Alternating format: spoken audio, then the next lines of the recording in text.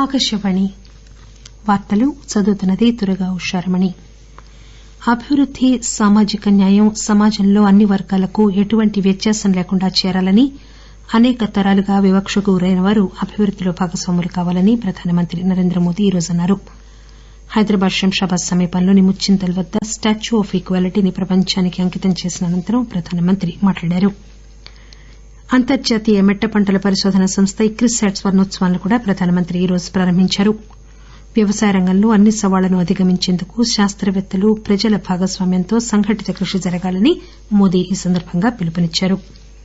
జాతీయ వ్యాక్సినేషన్ కార్యక్రమం ఈరోజు 169 కోట్ల టీకాల మైలురాయిని దాటింది.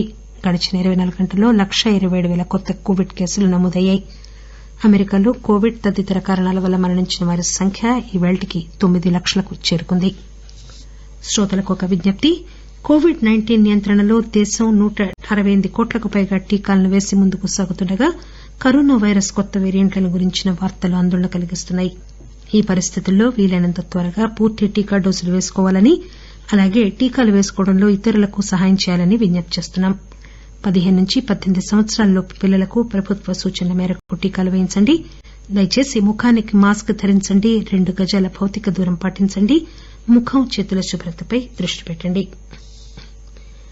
అభివృద్ది, సామాజిక న్యాయం సమాజంలో అన్ని వర్గాలకు ఎటువంటి వ్యత్యాసం లేకుండా చేరాలని, అనేక తరాలుగా వివక్షకు గురైన వారు అభివృద్దిలో భాగస్వాములు కావాలని ప్రధానమంత్రి నరేంద్రమోదీ ఈరోజు అన్నారు.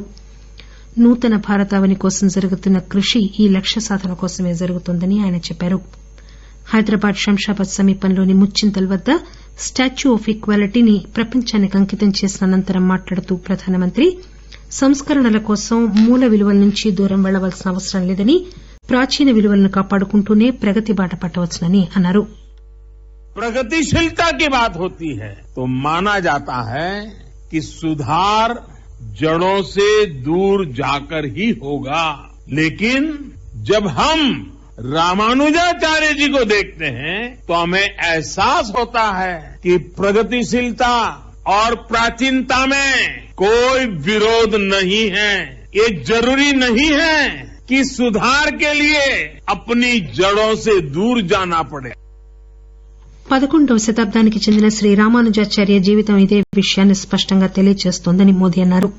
స్టాచ్యూ ఆఫ్ ఈక్వాలిటీ భవిష్యత్ తరాలకు ఈ ఆదర్శాలను తెలియచెబుతుందని, భారతీయ తత్వాన్ని మరింత పటిష్టం చేస్తుందని ఆయన అన్నారు. స్వాతంత్ర్య సంగ్రామం స్వేచ్ఛ కోసం, బల ప్రదర్శన కోసం జరిగిన పోరాటం మాత్రమే కాదని, ప్రాచీన భారతీయ తత్వమైన సర్వే జనా సుఖినో భవంతు అన్న సూత్రాన్ని నిజం చేసిందని ఆయన చెప్పారు.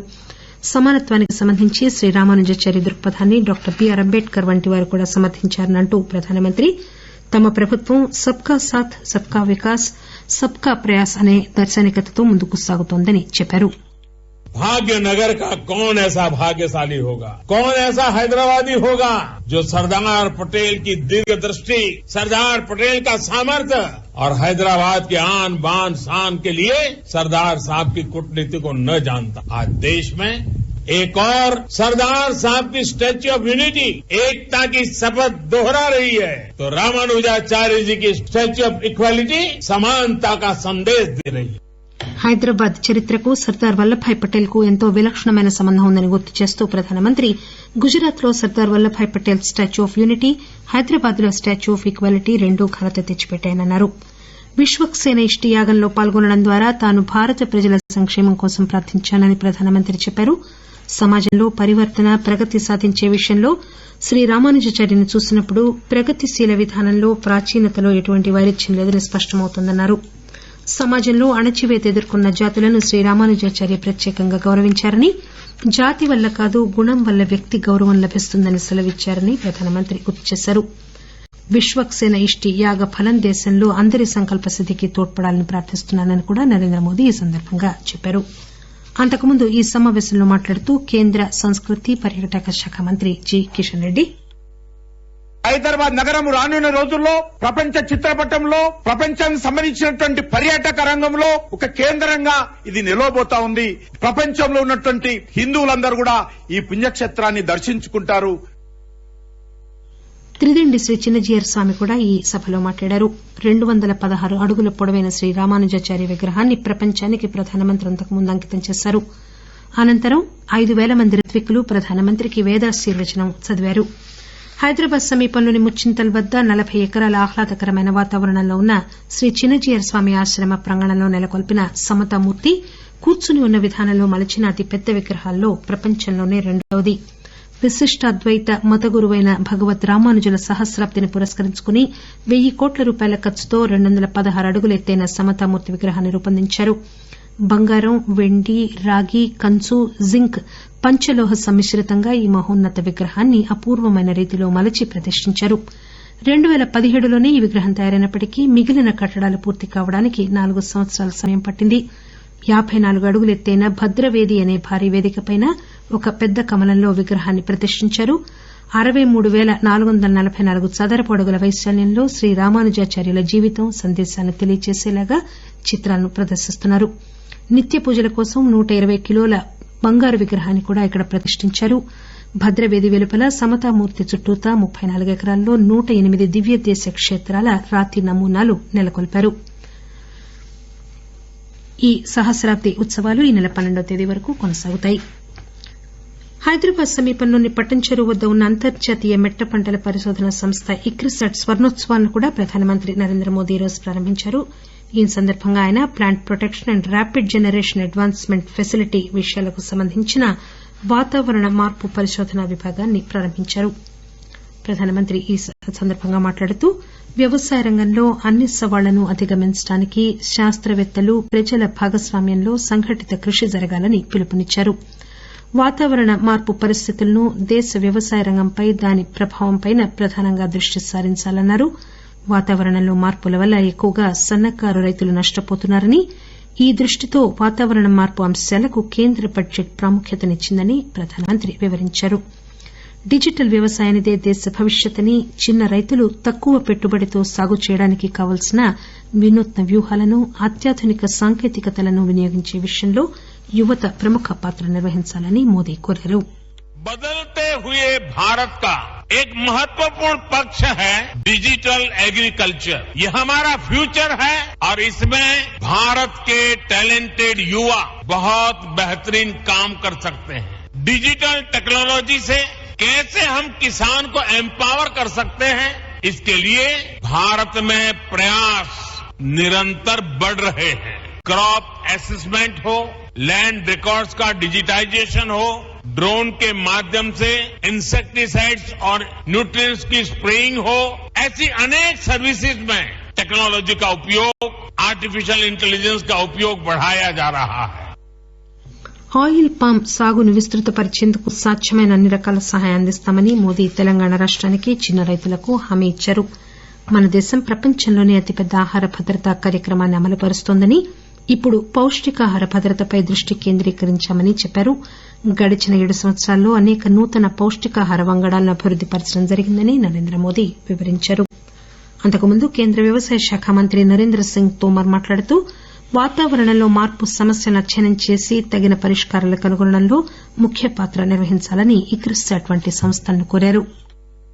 कद्दन फसलें हैं, उनकी नई नई किस्मों का आविष्कार हो, उनका उत्पादन बढ़े, उत्पादकता बढ़े, उनका प्रसंस्करण बढ़े, उत्पाद निर्यात भी हो, देश की आवश्यकता को भी पूर्ण करे. और ये मिलेट्स सामान्य और गरीब लोगों का भोजन नहीं, इस मिलेट्स को हर भारतीय समारोह और दुनिया के समारोह में सम्मान पूर्वक थाली में स्थान मिले. ICRISAT director general doctor Jacqueline Hughes ఈ కార్యక్రమంలో పాల్గొన్నారు.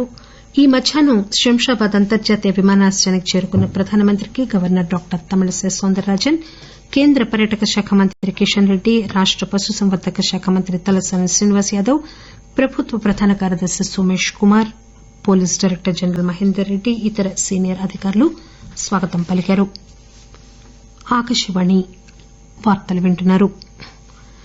జాతీయ వ్యాక్సినేషన్ కార్యక్రమం ఈ రోజు 169 కోట్ల మైలురాయిని దాటింది. గడిచిన 24 గంటల్లో 127,000 కొత్త కోవిడ్ కేసులు నమోదైనట్లు కేంద్ర ఆరోగ్య కుటుంబ సంక్షేమ మంత్రిత్వ శాఖ తెలియజేసింది. గడిచిన 24 గంటల్లో 2,30,000 మంది కోవిడ్ నుంచి కోలుకున్నారు. కోవిడ్ రికవరీ రేటు 95.64% నమోదైంది. ఇంతవరకు మొత్తం 4,02,00,000 మంది మన దేశంలో కరోనా నుంచి కోలుకున్నారు. అమెరికాలో కోవిడ్ సంబంధిత కారణాల వల్ల మరణించిన వారి సంఖ్య ఈవేళ్టికి 9 లక్షలకు చేరుకుంది. John Hopkins University corona virus సూచీ ప్రకారం డిసెంబర్ మధ్య నాటికి ఈ సంఖ్య 8 లక్షలు మాత్రమే ఉంది. ఒమిక్రాన్ వేరియంట్ కి సంబంధించిన కొత్త కేసులు తగ్గినప్పటికీ రోజువారీ మరణాలు మాత్రం సగటున 2400 చొప్పున నమోదవుతూనే ఉన్నాయి. వ్యాక్సిన్లు విస్తృతంగా లభిస్తున్నప్పటికీ అమెరికా జనాభాలో 64% మంది మాత్రమే పూర్తిస్థాయిలో వ్యాక్సిన్ తీసుకున్నారు. బ్రెజిల్, భారత్ కంటే అమెరికాలోనే ఎక్కువగా కరోనా సంబంధిత మరణాలు సంభవిస్తున్నాయి. కోవిడ్ మహమ్మారి వల్ల ప్రపంచవ్యాప్తంగా 2019 డిసెంబర్ నుంచి ఇప్పటి వరకు 57 లక్షల మందికి పైగా మరణించారు. ప్రముఖ గాయని లతా మంగేష్కర్ ఆరోగ్య పరిస్థితి విషమంగా ఉన్నట్లు తెలుస్తోంది. గత నెల నుంచి ముంబై ఆసుపత్రిలోని ఐసీయూలో ఆమె చికిత్స పొందుతూ ఉన్నారు. లతా మంగేష్కర్ ఆరోగ్య పరిస్థితి మళ్లీ విషమించిందని, ఆమెను వెంటిలేటర్ పై ఉంచామని బ్రీచ్ క్యాండీ ఆసుపత్రిలో ఆమె డాక్టర్ ఒక ప్రకటనలో తెలియజేశారు. డాక్టర్లు ఆమె ఆరోగ్య పరిస్థితిని జాగ్రత్తగా గమనిస్తున్నారని డాక్టర్ వెల్లడించారు. 92 సంవత్సరాల లతా మంగేష్కర్ ను జనవరి 8వ తేదీన కోవిడ్-19 న్యూమోనియా కారణాలతో బ్రీచ్ క్యాండీ ఆసుపత్రిలో చేర్చారు. పంజాబ్ మాజీ ముఖ్యమంత్రి శిరోమణి అకాలీదళ్ సీనియర్ నేత ప్రకాష్ సింగ్ బాదల్ ఈరోజు అస్వస్థతతో చండీగఢ్ లోని ఆసుపత్రిలో చేరారు. ఆయన ఇటీవలే కోవిడ్ నుంచి కోలుకున్నారు. 94 ఏళ్ల వయసు గల ప్రకాష్ సింగ్ బాదల్ లూథియానాలోని ఒక ఆసుపత్రి నుంచి జనవరి 24వ తేదీన డిశ్చార్జ్ అయ్యారు. 5 సార్లు ముఖ్యమంత్రిగా ఉన్న ప్రకాష్ సింగ్ బాదల్ 2022 పంజాబ్ శాసనసభ ఎన్నికల్లో పోటీ చేసేందుకు సిద్దమవుతున్నారు. కేంద్ర ఆర్థిక మంత్రిత్వ శాఖ 17 రాష్టాలకు నెలవారీ రెవెన్యూ లోటు పద్దు కింద 9,871 కోట్ల రూపాయలు విడుదల చేసింది.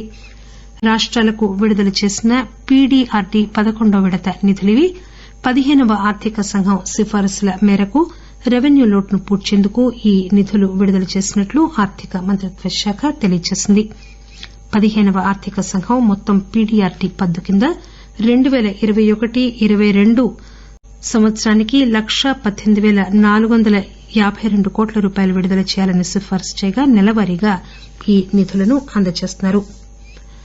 దేశవ్యాప్తంగా కరోనా మహమ్మారి నేపథ్యంలో ఒమిక్రాన్ కేసులు పెరుగుతున్న నేపథ్యంలో ఎన్నికల కమిషన్ 5 రాష్టాల్లో శాసనసభ ఎన్నికల్లో కోవిడ్ భద్రతా నిబంధనలను ఖచ్చితంగా అమలు చేయాలని నిర్ణయించింది. ర్యాలీలు, రోడ్ షోలపై నిషేధాన్ని ఫిబ్రవరి 11వ తేదీ వరకు ఎన్నికల కమిషన్ పొడిగించింది. రాష్టాల్లో పరిస్థితిని సమగ్రంగా సమీక్షించిన అనంతరం ఈ 5 రాష్టాల్లో కోవిడ్ మహమ్మారి కొనసాగుతున్న ధోరణిని సమీక్షించిన అనంతరం కమిషన్ 1000 మంది కంటే ఎక్కువ మంది లేకుండా బహిరంగ ప్రదేశాల్లో రాజకీయ పార్టీల బహిరంగ సభలను మాత్రమే అనుమతించాలని నిర్ణయించింది. ఇంటింటికి తిరిగి ప్రచారం చేసే వారిని 10 మందికి పరిమితం చేయాలని, భద్రతా సిబ్బందిని మాత్రం అదనంగా అనుమతించాలని కూడా ఎన్నికల కమిషన్ నిర్ణయించింది. వీడియో వ్యాన్లను అనుమతించాలని, అయితే ఎక్కడికక్కడ కోవిడ్ పరిమితులను తప్పనిసరిగా పాటించాలని కూడా ఎన్నికల కమిషన్ స్పష్టం చేసింది. ఆదర్శ ప్రవర్తన నియమావళిని, కోవిడ్ సముచిత ప్రవర్తన నియమావళిని పాటించడం తప్పనిసరి అన్న విషయాన్ని ఎన్నికల కమిషన్ స్పష్టం చేసింది. విశేషాలు మరొకసారి. అభివృద్ది, సామాజిక న్యాయం సమాజంలో అన్ని వర్గాలకు ఎటువంటి వ్యత్యాసం లేకుండా చేరాలని, అనేక తరాలుగా వివక్షకు గురైన వారు అభివృద్దిలో భాగస్వాములు కావాలని ప్రధానమంత్రి నరేంద్రమోదీ ఈరోజు చెప్పారు. హైదరాబాద్ శంషాబాద్ సమీపంలోని ముచ్చింతల్ వద్ద స్టాచ్యూ ఆఫ్ ఈక్వాలిటీని ప్రపంచానికి అంకితం చేసిన అనంతరం ప్రధానమంత్రి మాట్లాడారు. ఇక్రిసాట్ స్వర్ణోత్సవాన్ని కూడా ప్రధానమంత్రి ఈరోజు ప్రారంభించారు. వ్యవసాయ రంగంలో అన్ని సవాళ్లను అధిగమించేందుకు శాస్తవేత్తలు, ప్రజల భాగస్వామ్యంలో సంఘటిత కృషి జరగాలని ప్రధానమంత్రి ఈ సందర్భంగా పిలుపునిచ్చారు. జాతీయ వ్యాక్సినేషన్ కార్యక్రమం 169 కోట్ల మైలురాయిని దాటింది. కొత్తగా 1,27,000 కోవిడ్ కేసులు నమోదయ్యాయి. అమెరికాలో కోవిడ్ తదితర కారణాల వల్ల మరణించిన వారి సంఖ్య 9 లక్షలకు చేరుకుంది. ఆకాశవాణి వార్తలు ఇంతటితో